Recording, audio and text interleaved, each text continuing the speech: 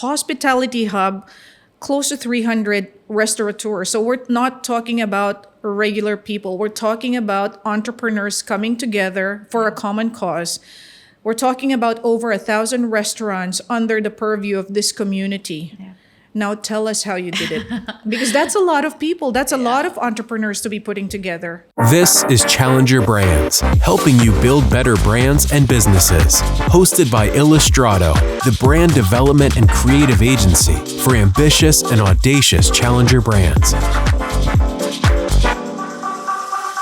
Hi there. Welcome to Challenger Brands, where we talk about brand development, marketing, sales, entrepreneurship, and everything else to help your brand and business get better.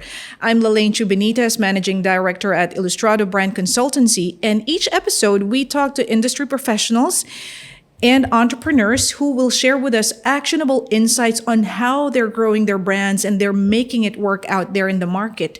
But before we go to our topic of the day, I would just like to thank our partners, Rove Hotels and Melrish Studio, for always helping us with our video podcast recording.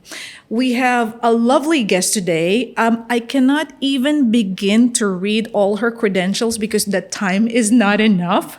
But today we have the very charming Deeksha Gandotra. Hi, Deeksha. Hi, it's a pleasure being here, guys. Let me just read just a couple of things. Deeksha Gandotra is the managing director and founder of Versatile Consultancy, which is an HR recruitment powerhouse, I think operating in 52 or 53 countries, right? Yes. And Deeksha is also the founder of Hospitality Hub, which we will be talking about later on.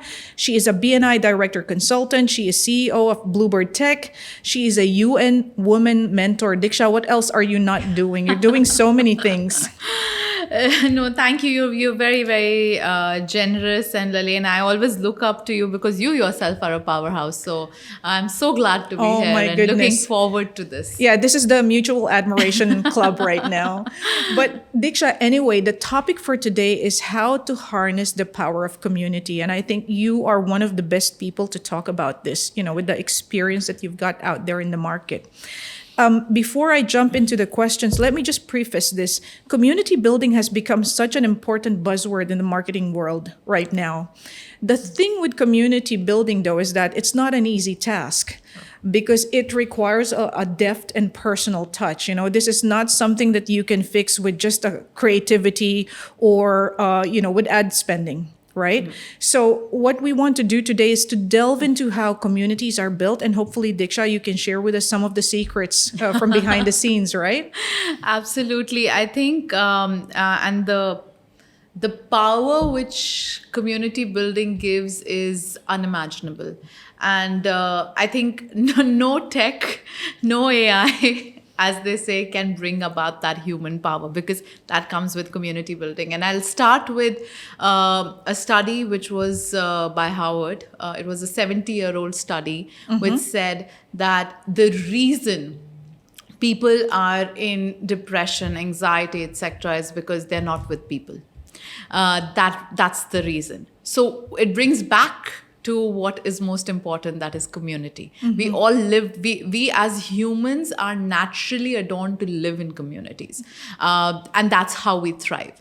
And maybe, with the advanced tech and how life is going ahead, we're losing that touch point, right? And I think COVID was also a very big eye-opener for us that we were all and all we had at the end of the day was the people around us. Mm-hmm. None of the money mattered. None of the cars mattered. Nothing mattered. Yes, tech brought us together, but what the medium which was trying to bring two objects together were people. Mm-hmm. So community building is essentially bringing people together with the similar mindset and who want to thrive together. And as much as there is enough chatter around saying that, people would not like and they would conspire against being in the same industry. I have seen enough examples in my life where I've seen people of the same industry coming together and thriving. So it's a perception. And community building is one of my Clifton's key strength, as I would like to say. And as as a giver, and there are many like me, they thrive on community building. So thank you for choosing this topic. I firstly. love the fact, Deeksha, that you talk about community as something very basic and primal to humans, because I think a lot of highfalutin marketers miss that because they think, oh, community building, let me just run a couple of ads and the community will come, right? But the way you make it sound, it's a very human talent. It's a human skill. And I love the way that you've phrased that. I think it would be good if we can talk about one very interesting example that you have been working on in the last couple of years, and this is Hospitality Hub. We'll talk about BNI in a while, but first of all, tell us how you created Hospitality Hub, which is a hub for restaurateurs in the country, in the Emirates. Yeah. Tell us how it started and how you got everybody together like this. I think all it takes is a thought, and all it takes in life. And they say it's an idea, and that's what. But it's true. It's all, and coupled with the courage to do it. Where we falter as human beings is being complacent, being in our comfort zone, and thinking somebody else will do it. And you might think that also, and this thought was thrown at me, that enough people are doing it. Why do you have to start another group? What will it give you? And today I would like to go and talk to those people that if I had not taken, and if I did not have the courage to pick up the phone and speak to a few people to say, hey, I'm starting this. Yeah. Would you like to be a part? We wouldn't be here 3 years later doing what we are doing. Oh, hang on a second. Before we break the surprise, let me just preface this. Hospitality Hub, close to 300 restaurateurs. So we're not talking about regular people. We're talking about entrepreneurs coming together for a common cause. We're talking about over 1,000 restaurants under the purview of this community. Yeah. Now tell us how you did it.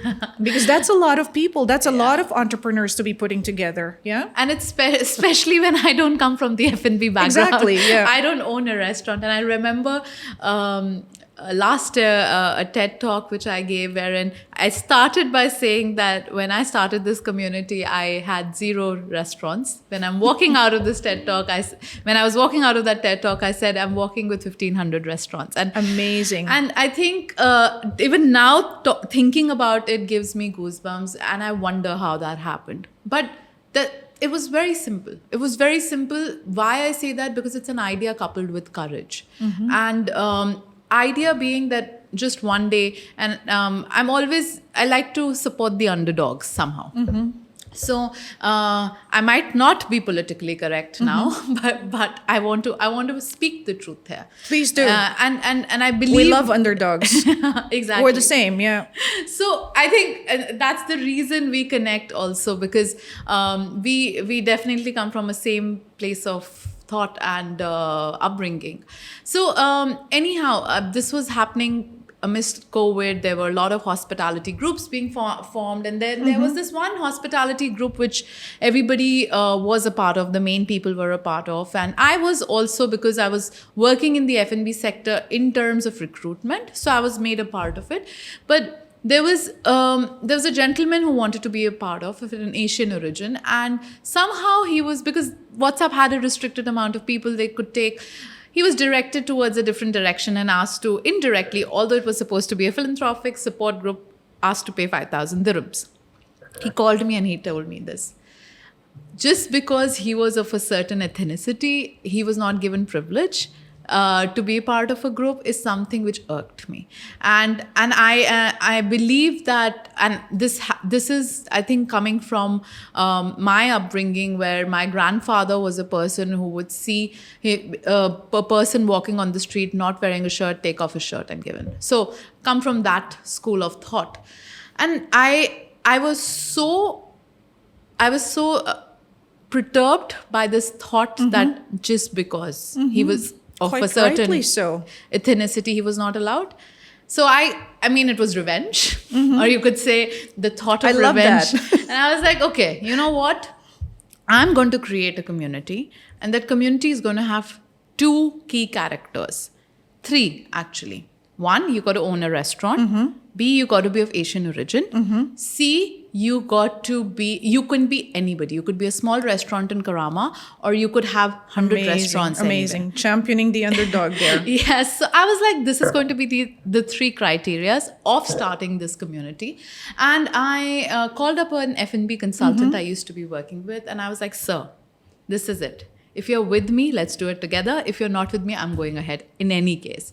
So called up a few 20, 30 restaurateurs I knew, and I was like, this is it. And they all jumped on the wagon. Of course, there were a lot of questions that, why another community? Why, what is the objective of it? What is the other community doing which we won't be able to do? And at that point, as clueless as I was, I said, look, the thing is that we as Asians don't have a community. Being 80% of the population, we are not together. And we let the rest 20% decide how this 80% runs. And that's not right. I'm not doing this to create a sort of a bias in the community or bias in the way things are done. I want to create this to show that equality needs to be at every level. A human needs to be treated as a human. A restaurateur needs to be treated as a restaurateur, even if he has a small shop in Karama. I love that. That's so compelling. Yeah. So that is it. And then all of them jumped. They said, what are you going to offer? So we said, okay, probably market research we could do. We could come together, promote each other, just a cause of bringing our community together. 2030. And fast forwarding it to now, we started in August of 2020. We are in May of 2023. We have 300 restaurant owners covering about 1,500 restaurants, and 3 main advisors of the federal body of F&B are a part of the group. That's amazing. And this journey might sound like, 3 years flew by, but it was a constant effort. And that's a point I was going to make. You can build communities, you can build groups. What carries them forward is constant effort. And constant effort of helping, constant effort of doing things and meeting regularly. Exactly, yeah. And what we started, and with a F&B mentor who's part of our group, Tapan Vaidya, he's the Papa John's Pizza's managing director. He's been a great mentor for me, coming from a non-F&B background.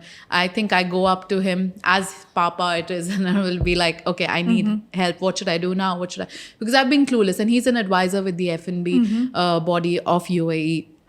And we started something called the food crawl. So every week, and even tomorrow, we meet at a member's restaurant. We discuss current issues and we try to sort it at our level. And very funnily, a lot of the advisors of the UARG say that you actually, as a community, have done more work than what the federal body is doing. Because it comes from a place of no ulterior motive. Yeah. It comes from a place of supporting each other. And you would wonder, a room filled with 300 restaurant owners who are competitors. I wanted to ask this. Yeah. And sorry to cut you there. No. It's one thing to rally behind a common cause, right? You were saying you're championing the underdog, giving them the opportunity. But how do you get buy-in from 300 competing business owners? How did you get them to work together? What was the secret? I don't know. So this still gives me goosebumps whilst talking about it, because I've been told this. So there were a lot of restaurateurs, and there were 3 categories I would talk about. There were a lot of restaurateurs who opened an extra arm of their business of catering because of the group. There were a lot of restaurateurs who just started shop and who had mentors ready to help them. Wow. There are a lot of restaurateurs who felt they are giants, they are so big, and they have made it so big that they wanted to give back to the community, that they were coming forward to help each and every one. You are 300 competitors sitting in the same WhatsApp group, trying to help, from fixing ACs to where should we buy the furniture, to you're giving away your contacts freely. And like you would be wanting a USP for yourself, that's why you're not. But seeing that, and that is why I'm going back to the point where I started, that seeing that, I was I would say, astonished in my brain that how humans can come together, being from the same industry, and help each other grow. Finally, somebody said, Deeksha, you don't have an you don't have an ulterior motive to this group, and maybe that's the reason it grew to this level.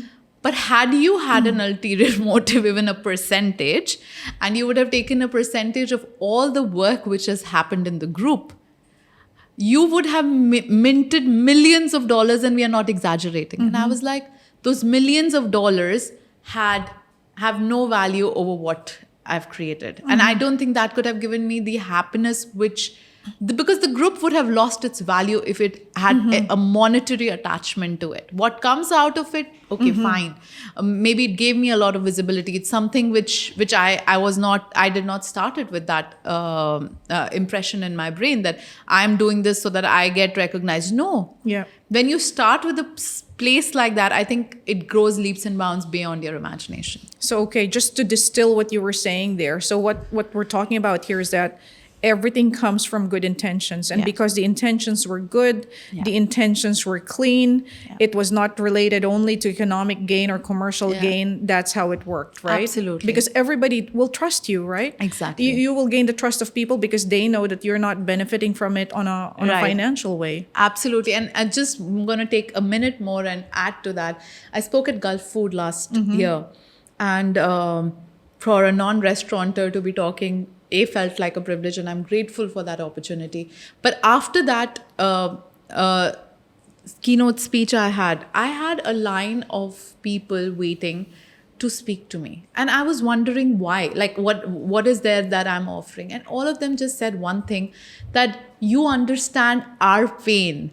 You're talking about our pain points. You're not coming and selling us another service. So all the food tech companies who are also now my friends, because they want to reach out to this community because it's 70 to 80% of the revenue being generated, they were like, Deeksha, we've bloody put millions of dollars, and you have the people coming and talking to you and not us. And we've invested in the tech because I said the only reason is, if you don't understand a person's pain point and if you don't try to address it and you try to sell them instead, you will never be a market. Exactly. You will never be a market. What's the word for it?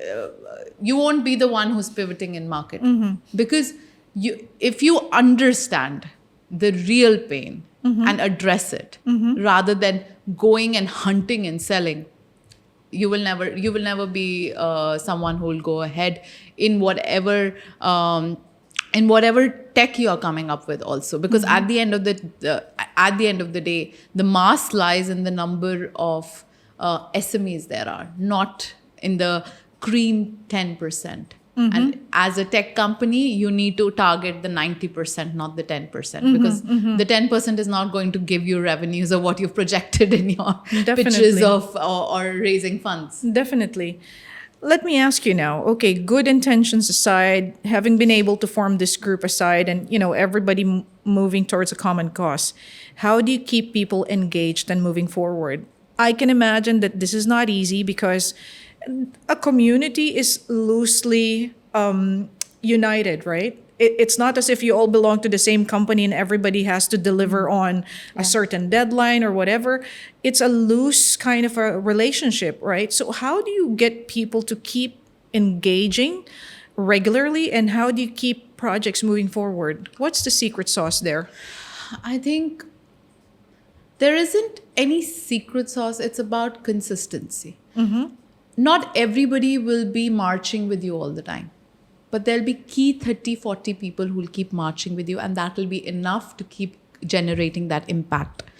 So we do the food crawl, which is a touch point where we keep meeting every week. Had we not introduced that, we would have not had the opportunity to be connected as a group wholesomely. So consistently doing that. See, it's an effort for me also, and it's an effort for everybody attending also, because it's week on week. Yes, we take offs whenever there's high season, when there is Ramadan, because we also need to keep in mind that, okay, religiously people are not eating. We can't be saying, okay, let's do the food crawl because it's essentially a lunchtime. So the idea or the secret to it is being consistently putting efforts. And effort and consistency, if piled together, towards and solving a purpose, solving a problem, solving the issues in the market, then people start hearing you. If we keep the same rhetoric monotone on, everybody will get bored and they won't come. But what we do is we bring in industry experts every meeting to come and talk and address an issue. So there's always something interesting and of benefit to everybody. Exactly. Yeah. So every time we are bringing in somebody, because there's so many people wanting to address to this audience, we're like, okay, use this platform, come talk about it. If you're a branding agency, you want to talk, come over. If you're a PR agency, you want to talk, come over. If you are a food tech company, come over. Accounting company, come over. Labor laws, there are all these issues.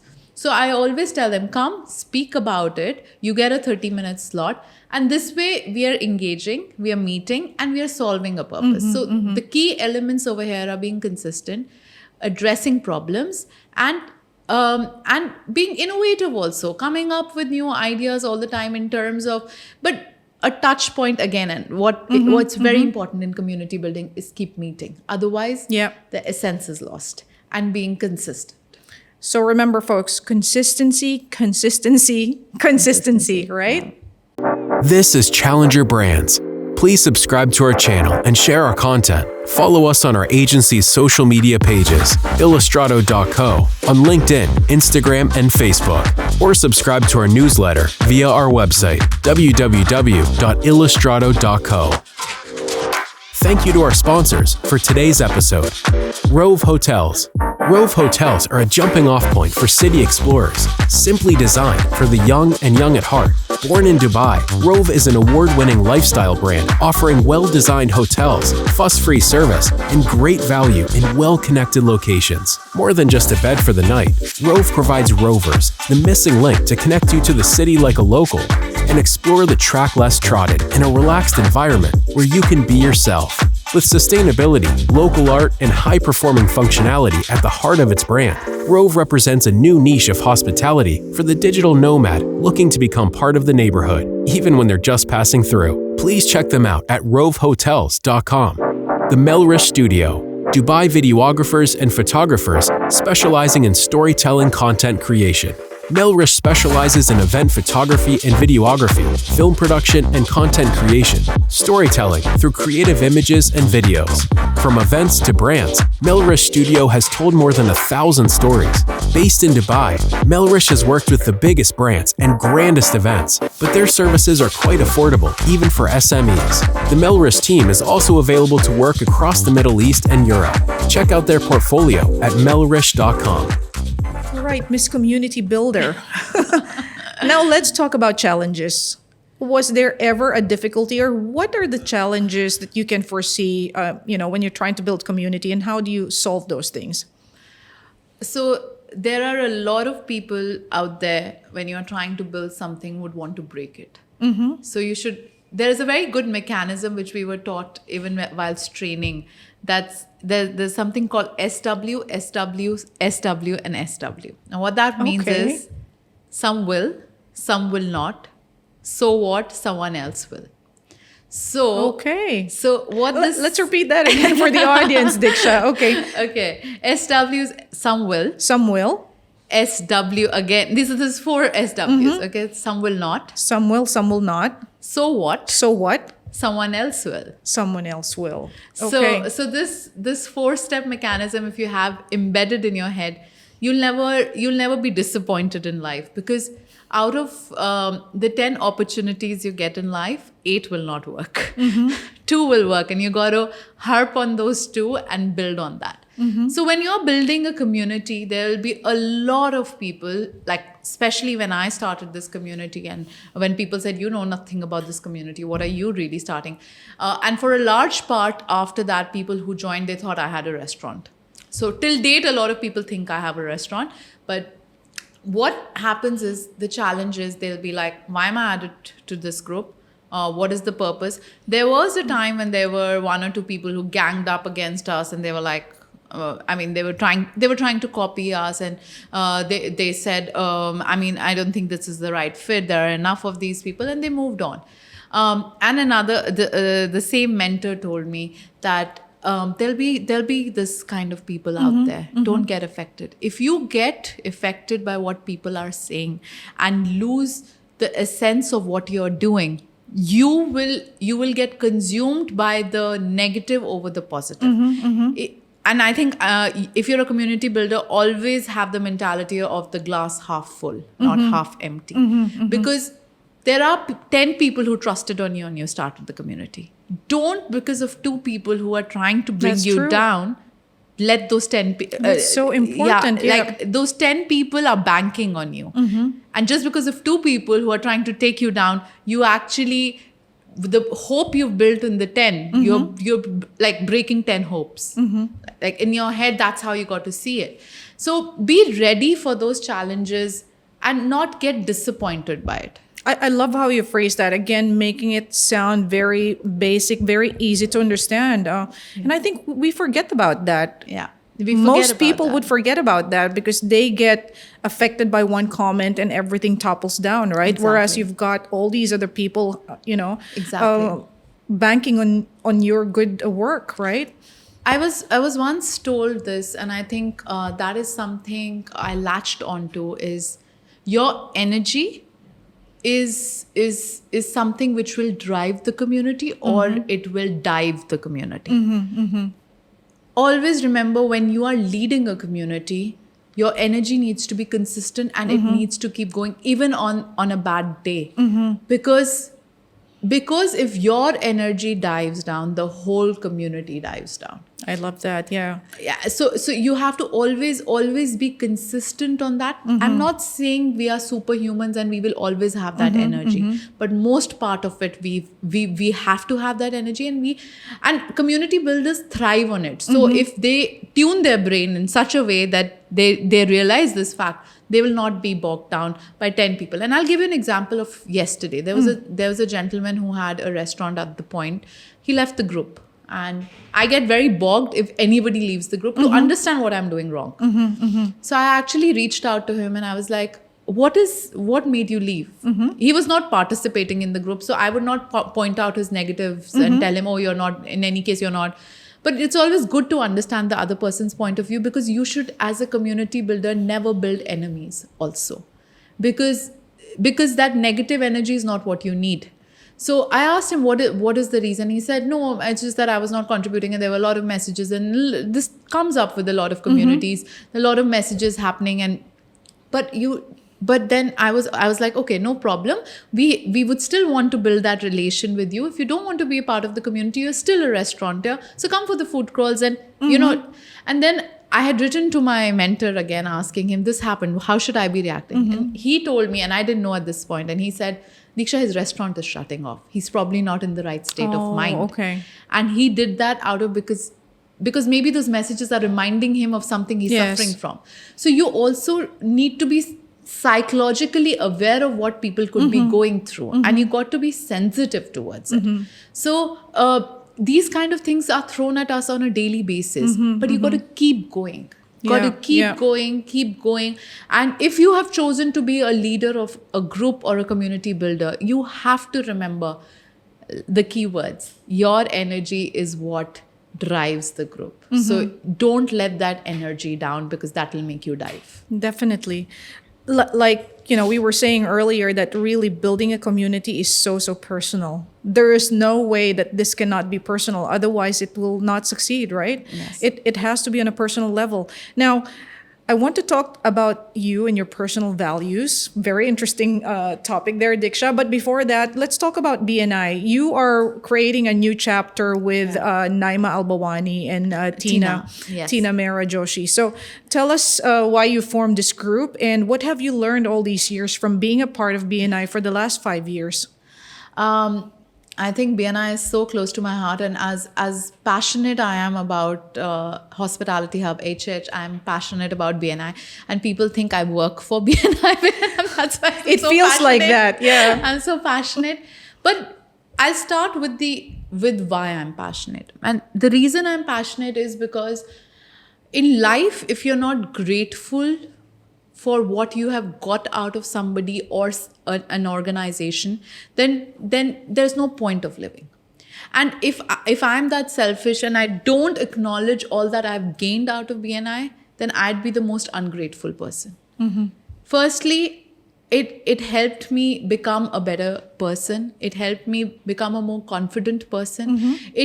It harnessed me both professionally and personally. So no university could have done that. And I was saying this morning also when we were in the chapter, that you have to be grateful if somebody has done something for you. And this organization has done enough for me. And I don't think I can ever pay back. But what I could do is by spreading the word and letting people also become a part of it so they can reap the benefits I was able to reap out of it.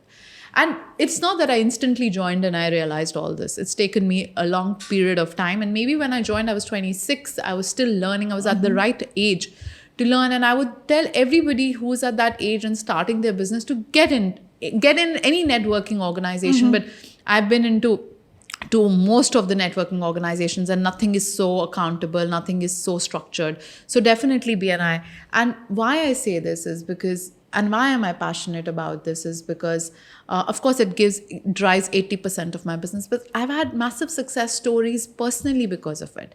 To grow my organization also, and been given opportunities in countries I could not have done it myself because of the large expanse BNI has across 75 countries. You get access. I'm part of a global organization representing UAE in 53 countries because of BNI. That's amazing. I spoke on women empowerment, which is super close to me, as the only international speaker in Japan where they don't speak really the language because of BNI.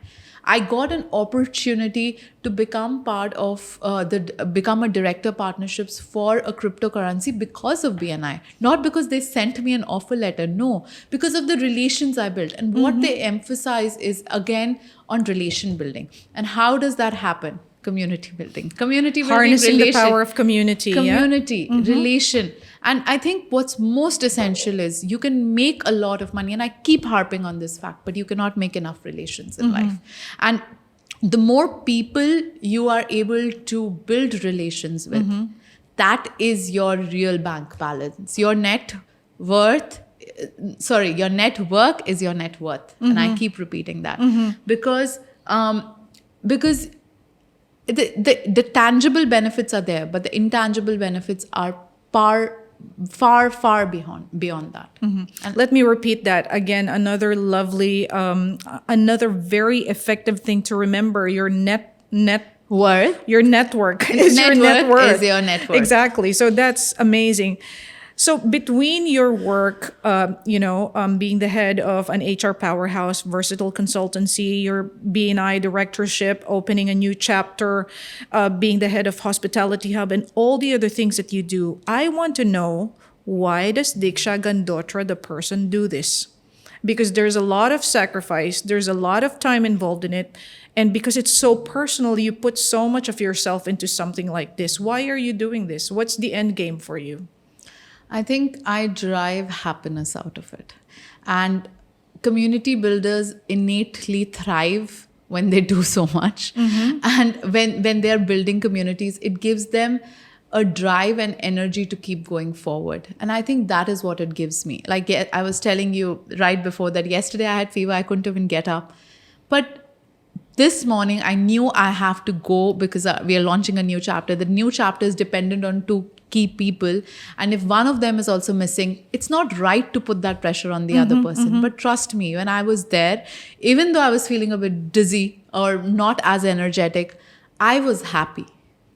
Because probably my purpose in life is to give. And I think it comes from a very fundamental personal fact. I practice Buddhism. And as I practice Buddhism, we are taught to pray for others. We are taught that the real essence of life is in giving. And fundamentally being a giver, I think you feel that there is a need and there's a purpose of your life to sort of make an impact, sort of help as many people as you can, because you could earn $1 billion, and trust me, in today's time and age, if you put in your heart and soul, you can earn $1 billion. Can you earn 1 billion contacts? Can you impact 1 billion contacts? No. that takes effort every single day. And the real purpose of life is that when God forbid, tomorrow something happens, earth ends, or like, I mean, an earthquake comes, we die. What have you left? Everything will be here.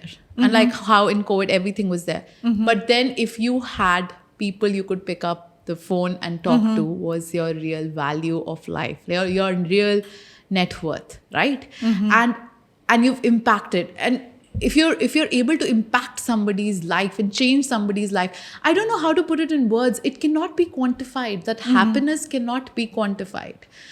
It's probably the happiness a mother gets when, mothers are natural nurturers, and they get when they see their child eating. It cannot be quantified. Yeah. Likewise, giving to people and impacting somebody's life and seeing a smile and somebody else grow, the happiness cannot be quantified. And I think that's what drives. I love the fact that this is coming from such a deep place for you. And that's probably why you become so successful with this. You're a natural community builder. Probably. Is there ever any bad day? Do you wake up sometimes and feel like, I don't want to do this, I'm too tired? Is there ever any bad day? And if so, what do you do with that? I think just this week, I got up one morning. I was so tired. I was so stretched. I couldn't get up and go to a meeting. And does that make me a bad person, or does that reflect badly on me as a leader? No, because we're all humans at the end, and we can get stretched. We can get tired. We need to realize, and what happens with, I think, innately with community builders is, the passion and the drive is so high that sometimes we forget to balance. And it's very, very important to balance your life. And it's very, very important. Today, I'm probably not married and I don't have children, so I don't have that commitment towards other things in my life. But tomorrow I would have that, and I would have that commitment. And if I don't balance, I could be a good leader for everybody, but not a good leader at home. Of course, So in life, it's very important to be balanced also. So yes, when bad days come, it's a reminder, Deeksha, you need to start balancing your life. You need to listen to your body and to your emotions as well. Yeah, and do as much as you can. It's not like you have the onus of the whole country and you have to make a change. Exactly. Yes, that is also important. And if those people don't exist, there won't be movers and shakers of the country.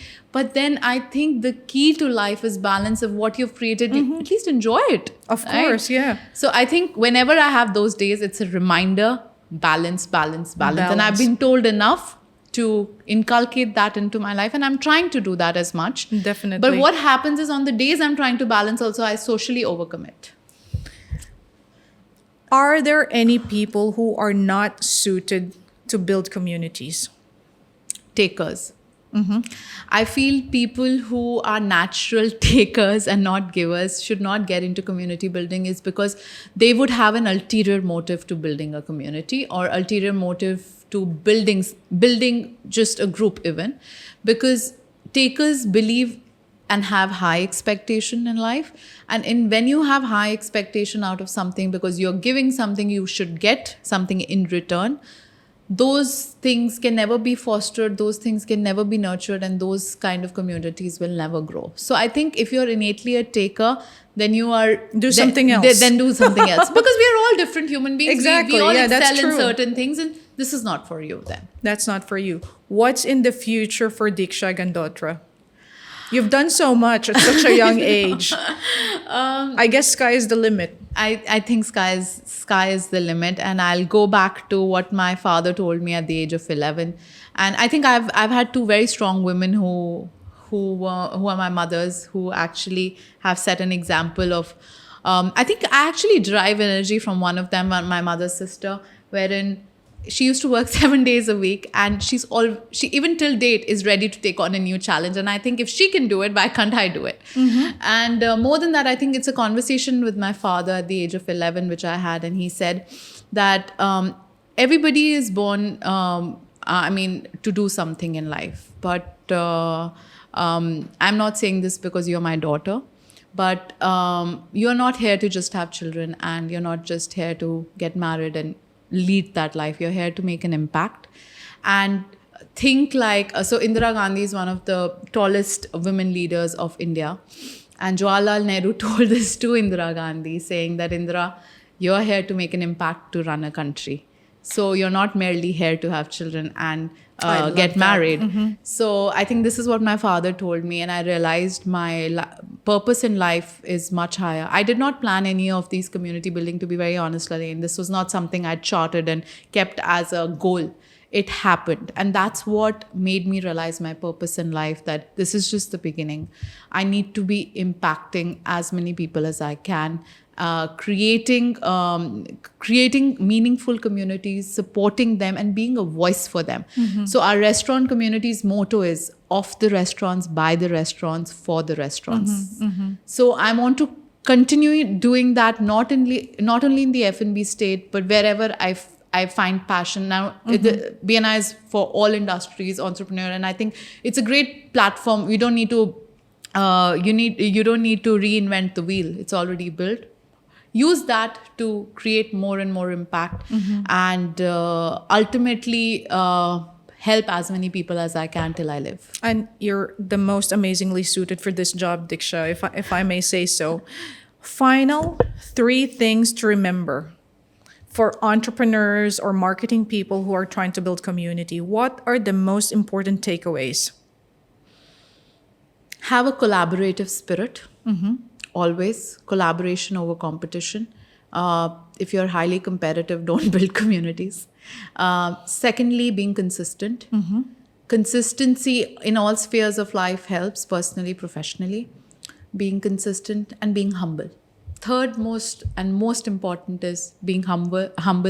And if you're a leader, be a servant leader. Because servant leadership is what takes you to places in life. And I think I'm just a sliver of that statement. That's amazing. Thank you so much for all the wisdom today, Deeksha, and for sharing all that. We wish you all the success. Hopefully your community will grow even more and more, so that a lot more people can benefit from your good work and your beautiful intentions. Thank you so much for your time. Thank you so much, Lalaine, and thank you to your entire team. You guys are amazing.